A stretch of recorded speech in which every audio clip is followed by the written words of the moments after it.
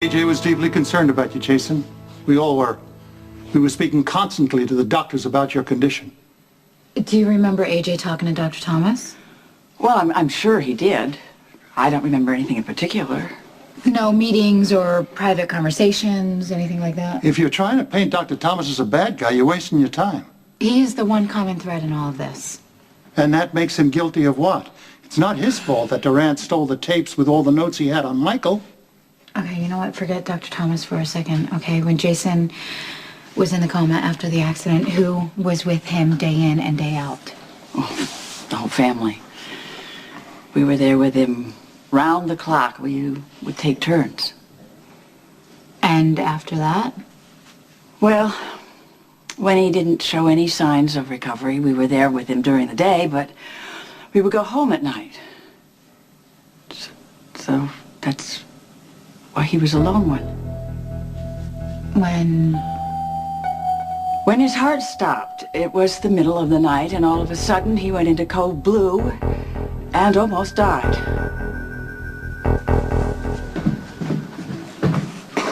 Hey, so the results of the autopsy on Rachel Adair just came in, and I thought you'd want to know.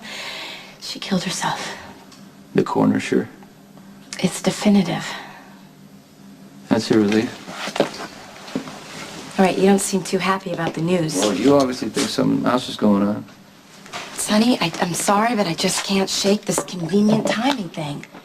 One day, Rachel was telling me that she saw Dr. Thomas come out of AJ's hospital room the night he died, and then suddenly she up and kills herself.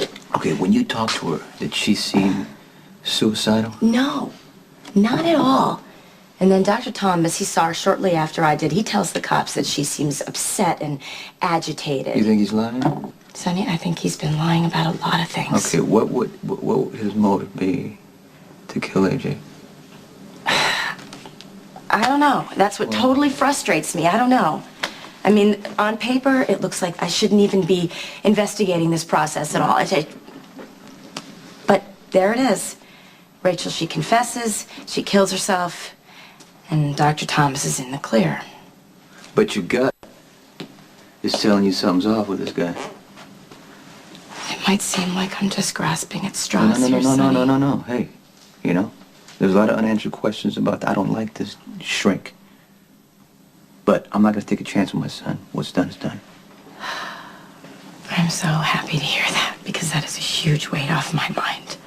And I know that I've told you a lot, and I'll keep telling you a lot, that it means a lot to me that how much you've done for Michael. Well, you know, I care deeply for Michael and his father. Oh! I didn't know you had a visitor. I didn't know you were here either. As a matter of fact, I'm spending the night.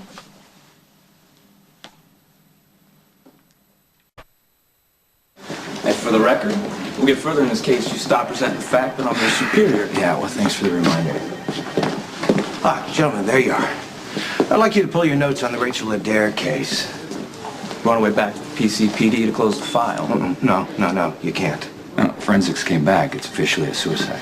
Well, I'm going to be asking for a second autopsy, but I'm going to need evidence to back it up.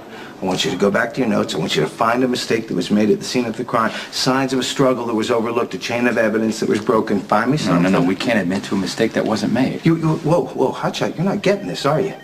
Think. Rachel Adair did not commit suicide. She was murdered by Sonny Corinthos to cover up the fact that Michael, my grandson, killed A.J. Quartermain. Any evidence that leads you to believe that? I know. 20 years of being a prosecutor. Experience. I know. I just need you two to find me the proof. In other words, you just want us to manufacture evidence. That may be the way you work Durrant, but I don't. Do you have money problems there, Spencer? I mean, what, is Corinthos paying you to make Rachel Adair's murder look like a slip? Carly's spending that just to be close with Michael because of everything that's happened, you know. Yeah, my son is finally free of the terrible guilt that you piled on him when you jumped to the conclusion that he killed AJ. We all believed it, Carly. I mean, you know, Michael told us he did it. Yeah, so. but she put the thought in his head. Yeah, but we're his parents. We should have seen right through that, right? Right. Right.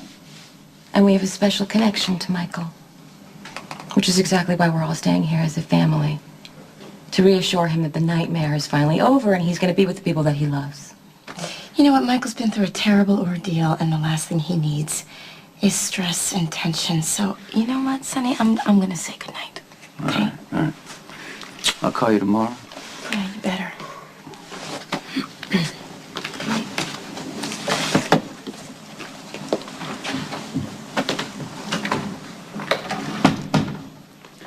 Did you enjoy that, Carly? Yeah, I kind of did, actually.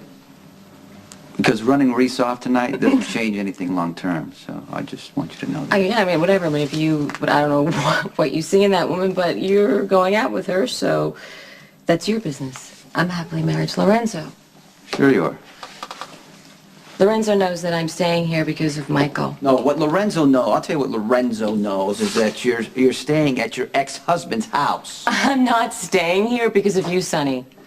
I have a life with Lorenzo now, and that's exactly what I want. Whatever.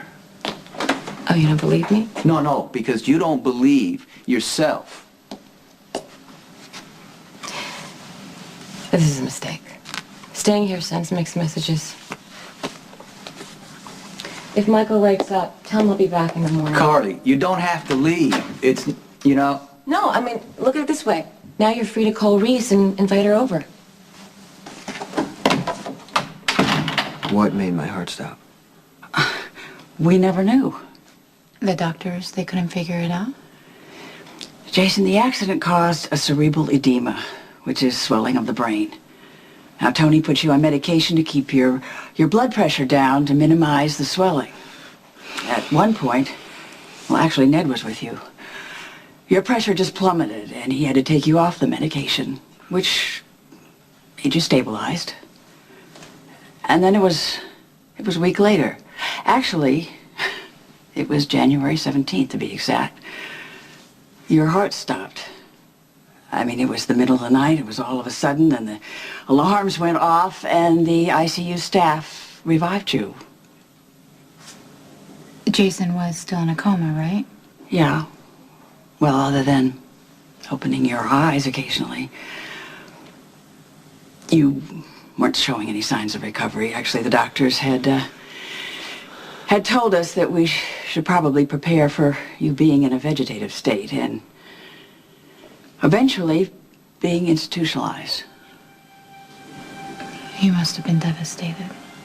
Yeah. We were.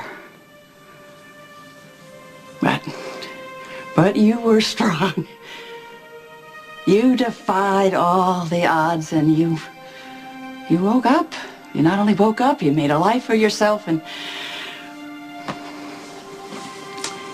I thank God every day, Jason, that those doctors were wrong. Monica, thank you for filling in the blanks. We appreciate it. Well, I wish I could be more helpful. If there's anything you need, you call me, okay? Thank you.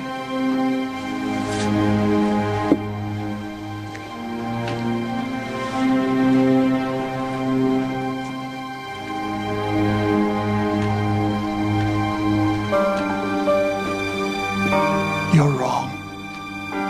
Jason never woke up. That's because you tried to kill him!